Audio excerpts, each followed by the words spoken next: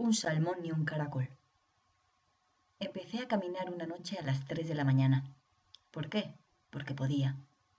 Llevaba tiempo planeando mi ruta para hacer el Camino de Santiago. Pensaba hacerlo en junio, pero era mayo y ya me hormigueaba la tripa. Tenía idealizada la experiencia como un trance que en aquel momento mi alma ansiaba por una imperiosa necesidad de reencontrarme conmigo misma. Llevaba tiempo en una situación emocional que me hacía pensar que daba vueltas en círculos, siempre repitiendo viejos patrones, buscando respuestas en los sitios más inadecuados. Pero no era así. Realmente avanzaba, tan despacio que ni yo me daba cuenta. Un día percibí mi vida como si fuera un caracol. Me imaginaba dentro de esos dibujos que hacía en mis cuadernos cuando era niña, una espiral que en un extremo se extiende para formar el cuello del animal. Después, dos antenitas y listo. Simple. Yo me encontraba dentro de su caparazón, en esa línea continua que parece un remolino y que se iba abriendo con paciencia. Estaba más bien cerca de su centro, mi presente. Estaba tan concentrado que a veces daba la impresión de que solo era una pesada masa cochambrosa. Pero no dejaba de repetirme que era una espiral, una maravillosa forma geométrica que se iba abriendo con una continuidad discreta pero aplastante.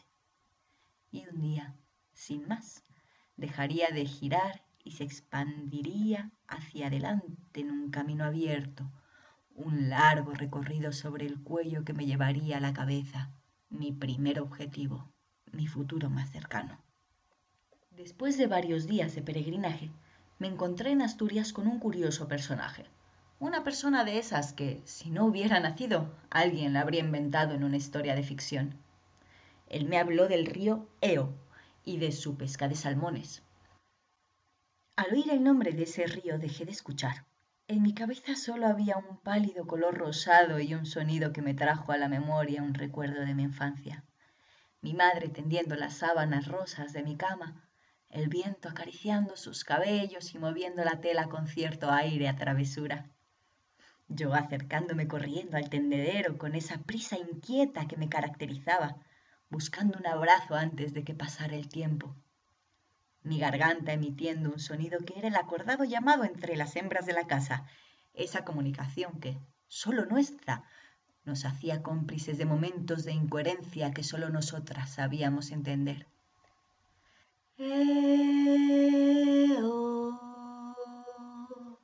Gritaba yo con todo el volumen al que mi tímida voz podía llegar.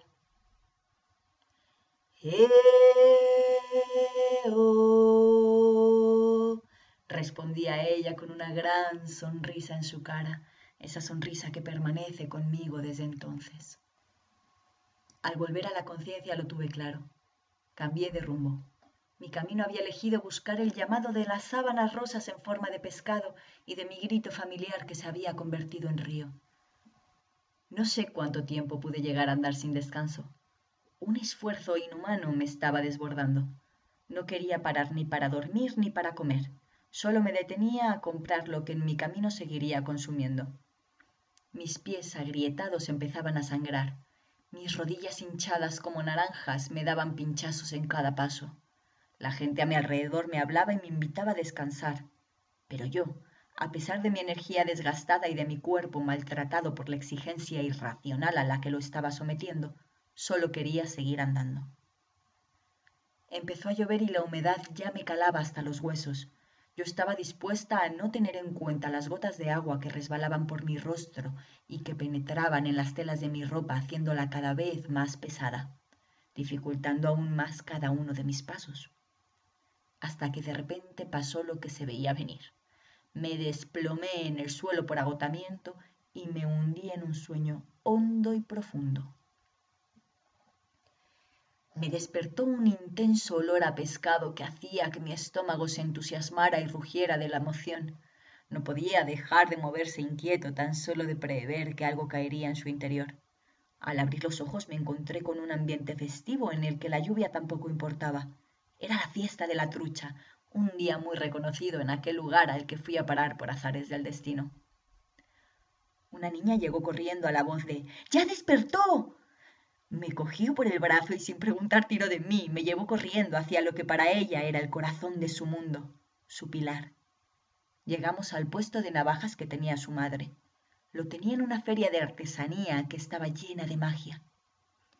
Y esos cuchillos tallados en madera tenían algo especial que solo ella y su familia sabrían cómo transmitir. El mango se unía a la hoja de hierro en un abrazo firme y certero.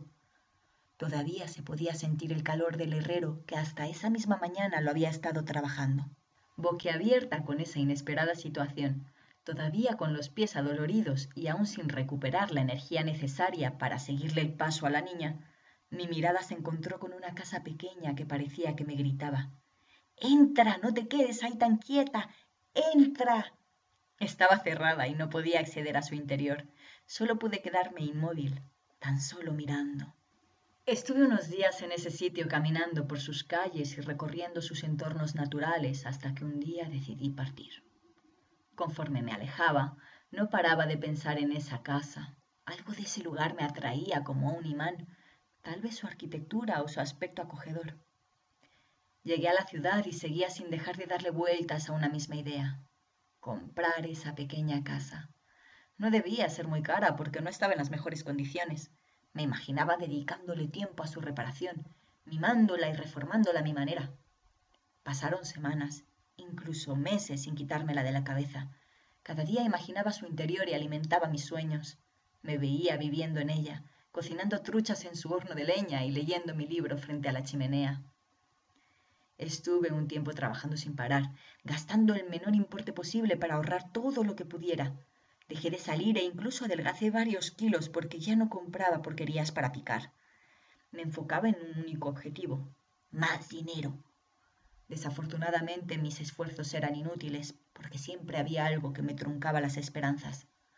Creo que nunca antes había tenido tantas necesidades económicas como en ese momento. Hacienda decidió que yo no podía hacer mi colchón sin llevarse una tajada. Me cobraba un porcentaje descomunal solo por tener 2 pagadores. Lo veía injusto. ¿Por qué el importe mínimo en la declaración es menor para nosotros? De por sí tenemos la desgracia de tener que partirnos el lomo en 2 trabajos para poder cumplir un sueño. Y ya no te cuento los que tienen que hacerlo para sobrevivir. En fin, me desvío de la historia que ahora nos atañe. También tuve un accidente con el coche y terminó en el desguace. Siniestro total. ¿Te he contado que era un coche casi nuevo? ¿No? Pues lo era. Y aunque aún no sé en qué pensaba, mi seguro solo era para terceros. Y para terminar la cosa con la cereza de la tarta podrida y llena de moho, todavía me quedaban 3 años para terminar de pagar el préstamo del coche al banco. El sueño de mi casa en el pueblo junto al EO se estaba viniendo abajo. Pero no desistí. Finalmente me di cuenta de que no era necesario comprar el sitio. Tal vez podía hablar con los dueños y negociar algún acuerdo. Podría ofrecerles arreglarla a cambio de vivir en ella un tiempo. Se veía bastante destrozada y abandonada. Así que lo decidí. Tenía que volver ahí. Al regresar a ese pueblo fui directa a ver la casa, pero ya no estaba. La habían derrumbado o se había venido abajo. Pensé que mis sueños se habían ido con ella. Ya no podían ser realidad porque había dejado de existir. Me quedé quieta, como apagada, tan solo mirando un terreno casi vacío, con un gran letrero en su interior que anunciaba la constructora que lo había comprado para hacer un edificio. Los maldije a todos los que no saben apreciar las cosas buenas, las sencillas y jugosas que le dan sabor a la vida. Maldije a todos los que intentan lucrarse con los espacios y urbanizar los pueblos más hermosos, esos cuya belleza radica precisamente en la soledad que te permiten experimentar, esos que no serían lo mismo sin sus casas viejas, sus calles de piedra y sus hornos de leña. Los maldije a todos y me maldije a mí por haber llegado tarde. Después me serené y razoné las cosas. Sigo dando vueltas en el caparazón, pero ya no estoy en la zona más estrecha. Parece que vislumbro una línea algo más recta. Lejos, bastante lejos, pero ahí está. Estoy más cerca de saber qué es lo que quiero. Y es que, Aunque a veces parezca que damos vueltas y vueltas en círculos, no lo hacemos sin más. Nos estamos preparando para llegar a esa recta, el cuello del caracol, que tarde o temprano nos conducirá a la cabeza, nuestro destino final, el único que está escrito, la muerte. Y hoy, como sigo viva en mi caracol, voy a comerme un salmón en la plaza del pueblo.